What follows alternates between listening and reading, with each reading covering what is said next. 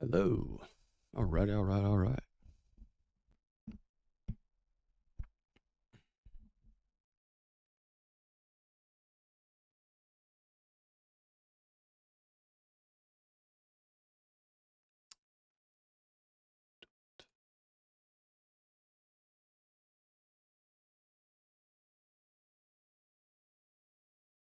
Check, check. Oh, yep, there it is. Nice and loud. Guess that should be the same. And I'm just kind of talking to myself, tweaking some of the audio settings, just kind of seeing, make sure everything's how it should be. Hello there. Hope everybody's having a great Wednesday.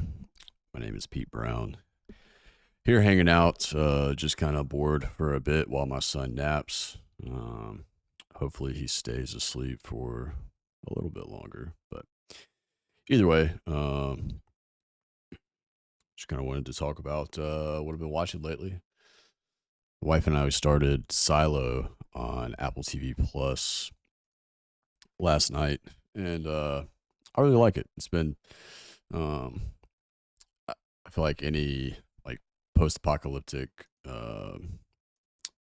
end of world dystopian type show is usually up my alley. So we watched the first two episodes of that last night. You can see you're on episode 3 now. There's only 3 available, and new episodes coming out on Friday. But it's really cool. It's it kind of starts out with um, general idea. There's a large, multi-hundred story silo that was built underground. The people that live there say, they don't know why they are there. They're at this point, they're multiple generations of families have been in this place. So it's really just all kind of hearsay.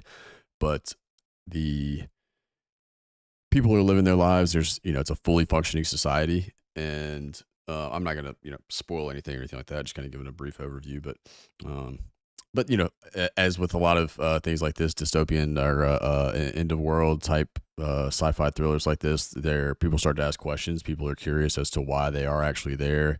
There's this faction of people that are in charge that they refer to as the judicial, and those are the people that they seem very scared of. There's a group of people within the silo that thinks um, um, that thinks going outside, which is, they have this law there where if you say, I want to go outside, they let you go outside.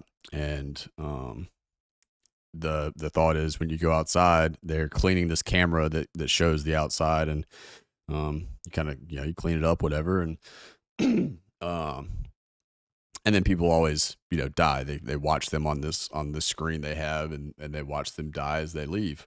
And on the screens within the silo on the camera that's looking outside, it looks like it's this rundown, empty field of dead grass and dead trees and all this kind of stuff. And the people asking questions start to wonder if what they're seeing on the screen is actually what's in reality. And so people, that's the big question is what is actually happening down there, and is what they're showing us real, or are we being lied to? So I love those kind of those kind of shows as just in general. I think conceptually it kind of grabbed my interest and piqued my interest kind of right off the bat.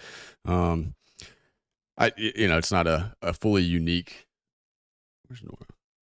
It's not a fully unique concept. I mean, it's a lot. There's a lot of things like this. I haven't seen this, but a buddy of mine, Drew, mentioned what is it, City of Ember, and I looked it up, and it's a movie, but it's a very similar. God, my computer's going slow, man. Um, but it's a very similar concept in terms of like living, society living underground, and they're not sure why, and people start asking questions and all that kind of stuff. But that is kind of where we're at with that. We'll probably watch the third episode tonight. I'm very interested in it. I was kind of hoping that Rashida Jones would have. Okay, no, I'm not gonna say that. I don't want to spoil anything. Sorry, Rashida Jones is in it, and I'm a big fan of her from Parks and Rec and all sorts of other things. Common is in it.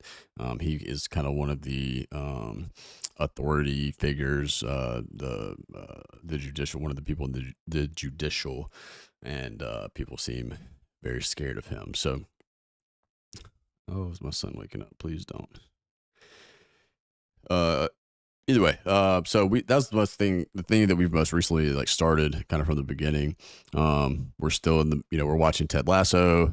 I've really enjoyed Ted Lasso. I don't know. I think I've seen a lot of people, just as I read on Twitter and various other places on the internet. People seem to think that, they're saying like, they don't like this season of Ted Lasso, or that it's kind of taken you know, taken a dip and declined in its third season. I don't necessarily think so. I think, I kind of think that it just decided to actually have more of a storyline. There's, I think the first season especially was very much just like, it was just like feel good TV. I feel like it came out during the pandemic. It was, this dumb American dude in Europe and whatever. And it just really played into that. And it was just like feel good, make you laugh, just have fun. The second season kind of, it almost felt confused, as if like they weren't quite sure how many seasons this thing was going to go. And so they continued on with season one, but kind of had to toe the line of like, all right, are we actually going to develop a storyline? Are we actually going to develop some of these characters? You saw like Keeley and Roy Kent, their relationship kind of develops, and you start to kind of see Jamie's character change from who he was in season one, which was very like stereotypical of a jock and all those kind of things. So I think it was season two was just very much like they were kind of in limbo of like, all right, are we going to make this into a series, or is this just going to kind of be a one or two season one-off show that made everybody feel good for a couple years, and now we're just kind of moving on? It got people into Apple TV Plus. It got people to understand that Apple TV Plus can make actual hit TV shows and trust trust that they can can do that again. So I don't know. I've really enjoyed season three. I think season one is tough to beat regardless, because it just kind of set the bar so high and was just so much different than kind of what other stuff that was going on. So I don't know. I think it's smart that they're ending it at season three. I think that if they continued on, season four maybe, but anything past that would really tarnish kind of the earlier seasons of the show and tarnish the name, the brand of Ted Lasso as it is. Um,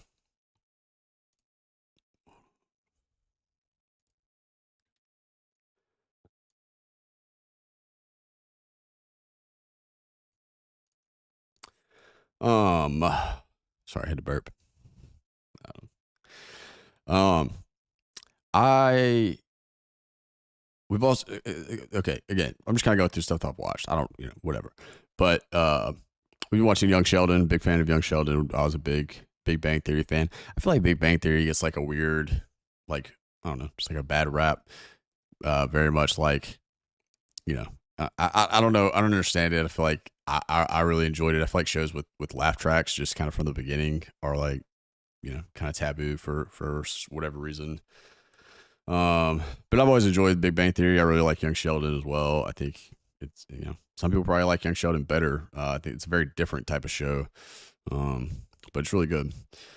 So let's see.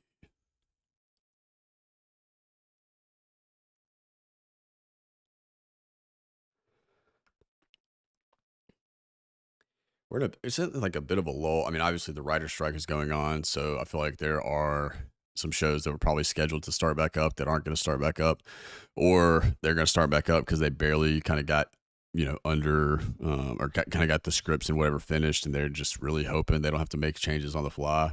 Because I think a lot of viewers probably, and I'm not, I'm not in the industry or anything or fully understand kind of what it's like on set, but I can only imagine that for a lot of these TV shows, as they're beginning to actually film, when maybe the actual script itself is done, but for a lot of these sitcom type shows, maybe some of the more dramatic Succession shows like that, they're scripted to a T, shot list, everything is as detailed as it could possibly be.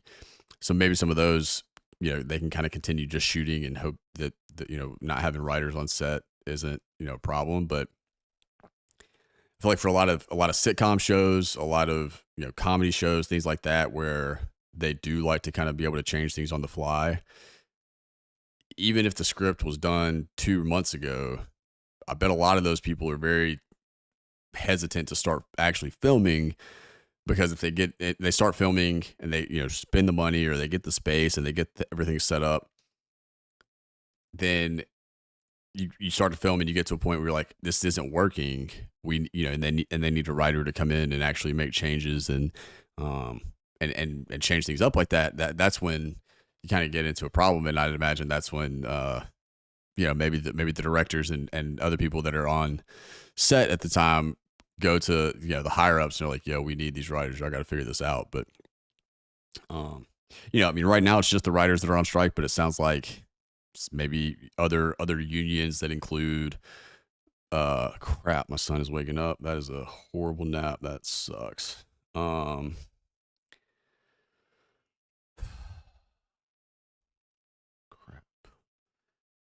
That's such a bummer.